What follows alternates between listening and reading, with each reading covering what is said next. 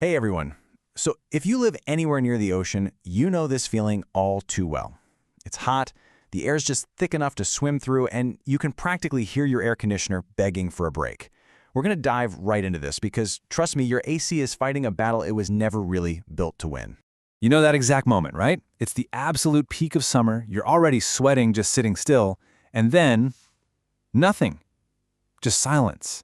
The cool air cuts out, and you're just standing there thinking, of course, this is just my luck. But what if I told you it has nothing to do with luck? Not at all. Your HVAC system is actually in a constant, brutal fight, and the things it's fighting are totally invisible, and they never, ever let up. So today, we're going to pull back the curtain and show you exactly what's going on. All right, so we're going to break down the three main culprits that are waging the secret war on your home's air conditioner. These failures aren't just random acts of bad fortune. They are the direct result of an all-out assault from the environment itself. First on the list, just pure relentless heat. You know, in coastal areas, it's not just a few scorching days. We're talking about months on end where the heat index is soaring past 110 degrees. This forces your AC to run non-stop, not just for a day or a week, but pretty much from May all the way through September. That kind of constant stress, it's like flooring the gas pedal in your car and just holding it there for half the year. Something's got to give. And then you've got its partner in crime, constant, heavy humidity. This is a big one, because it forces your air conditioner to do two jobs at once. See, it's not just cooling the air, it's also ripping gallons, and I mean literally gallons, of water out of the air every single day.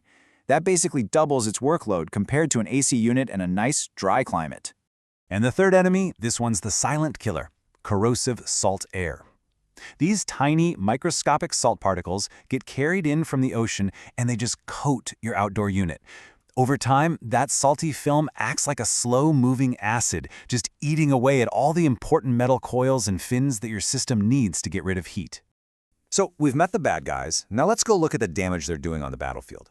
We're going to connect each one of those attackers, the heat, the humidity, and the salt, to a specific, really common, and really expensive system failure. So let's kick things off with a capacitor failure. The easiest way to think about a capacitor is like the spark plug for your AC. It gives that big jolt of electricity needed to get the whole thing going.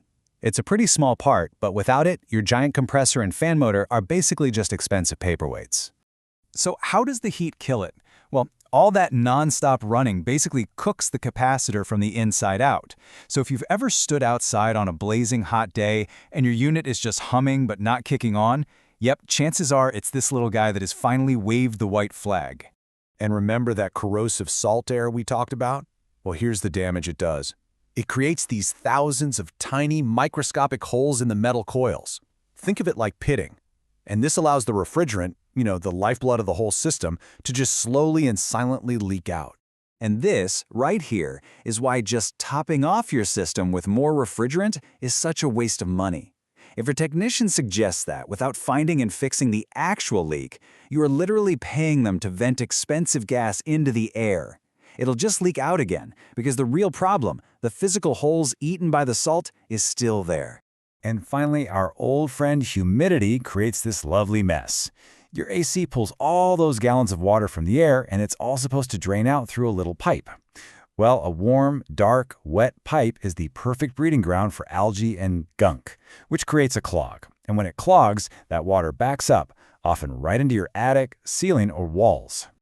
So, when you put this three-front war all together, what's the actual impact? Well, the numbers tell the story. An AC system that might last a solid 20 years in a drier part of the country often gives up the ghost in just 13 years near the coast. That's 7 years of life just gone. You're losing a huge chunk of your investment directly to the environment. Okay, so that was all the bad news. But here's the good news. You are not helpless in this fight. Not at all. Let's shift gears and talk about your defense plan. A clear, actionable set of strategies you can use to protect your AC unit and actually keep your home cool. So here's the three-part plan. First, you've got to get proactive with maintenance. Second, when it is time to replace your system, you must insist that it's sized correctly. And third, it really helps to understand what those efficiency standards actually mean for your bank account. Let's dig into that first step.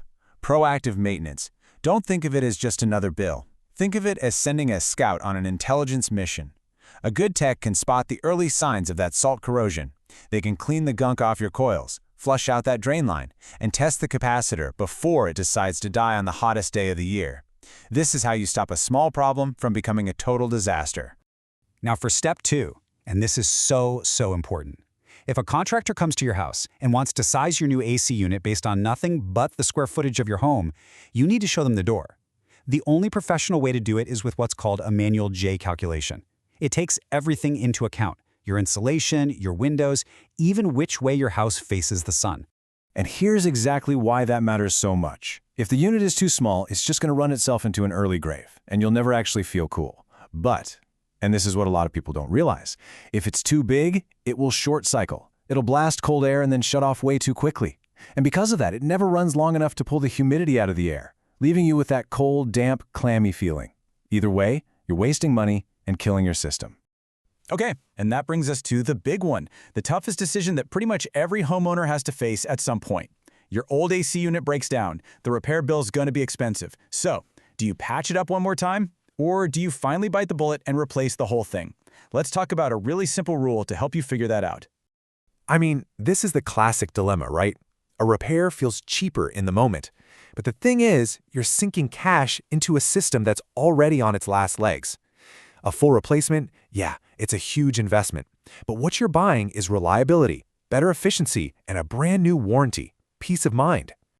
So how do you make a smart, logical choice instead of just an emotional one based on sticker shock? Well, it can actually come down to one simple number: 5,000. This is the $5,000 rule, and it's incredibly simple. You just take the age of your system, in years, and multiply it by the estimated cost of the repair. If that final number is more than 5,000, it's probably time to replace the unit. It's just a simple tool to help you avoid throwing good money after bad. Let's see how it works in the real world. So in our first example, we've got a 7-year-old system that needs a $600 repair. 7 times 600 is 4,200. Since that's less than 5,000, a repair is probably the right call. But now look at the second one. A 12-year-old system needs a slightly cheaper $500 fix. But 12 times 500 is 6,000. That number is way over our threshold. The rule is screaming that you've hit the point where it just doesn't make financial sense to keep fixing it. Time to replace. So, the big takeaway here is this. Your air conditioner failing isn't just bad luck. It is the predictable outcome of a long war with heat, humidity, and salt. But now, you know the enemy, you know their tactics, and you have a solid defense plan. The only real question left is, are you ready to start fighting back?